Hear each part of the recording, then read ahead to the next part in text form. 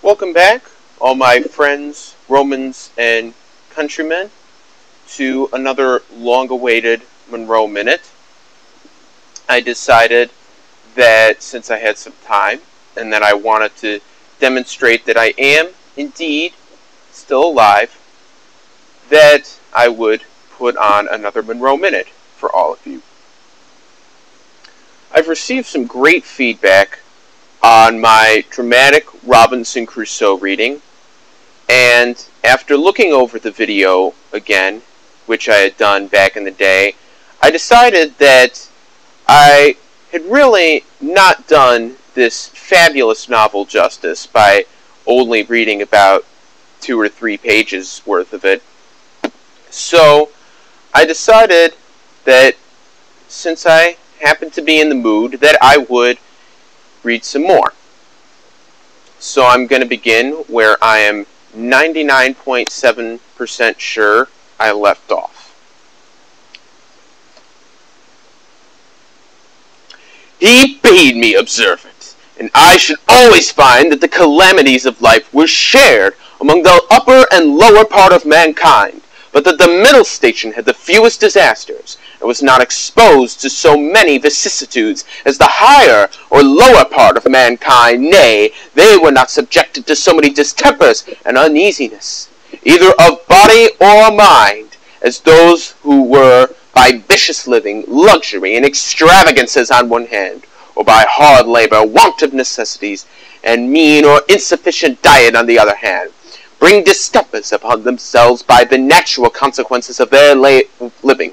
That the middle station of life was calculated for all kinds of virtues and all kinds of enjoyments. That peace and plenty were the handmaids of a middle fortune. That temperance, moderation, quietness, health, society, all agreeable divisions, and all desirable pleasures were the blessings attended by the middle station of life. That this way men went silently and smoothly through the world, and comfortably out of it, not embarrassed with the labors of the hands or of the head, not sold to a life of slavery for daily bread, nor harassed with perplexed circumstances, which robbed the soul of peace and the body of rest, nor enraged with the passion of envy, nor the secret burning lust of ambition for great things, but in easy circumstances,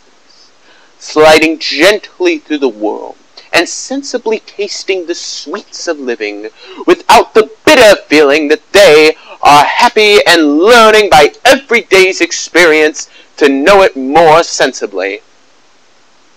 After he pressed me earnestly, and in the most affectionate manner, not to play with the young man, nor to precipitate myself with the miseries of which nature and the station of life I was born in seemed to have provided against, that I was under no necessity of seeking my bread, that he would do well for me, and endeavor to enter me fairly into the station of life which he had just been recommending to me, and that if I was not very easy and happy in the world, it must be my moral fate or fault that must hinder it, and that he should have nothing to answer for it, having thus discharged his duty in warning me against measures which he knew would be to my hurt. In a word, that as he would do very kind things for me if I would stay and settle at home as he directed, so he would not have so much hand in my misfortunes as to give me any encouragement to go away. And to close all, he told me I had my elder brother for an example, to whom he had used the same earnest persuasions to keep him from going into the Low Country wars, but could not prevail, his young desires prompting him to run into the army, where he was killed. And though he said he would not cease to pray for me, yet he would venture to say for me that if I did take this foolish step, God would not bless me, and I should have leisure hereafter to reflect upon having neglected his counsel, where there might be none to assist in my recovery.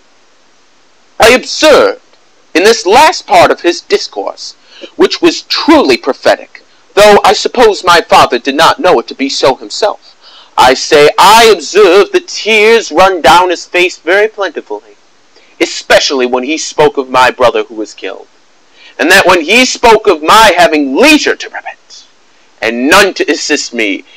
he was so moved that he broke off the discourse, was, and he told me his heart was so full he could say no more to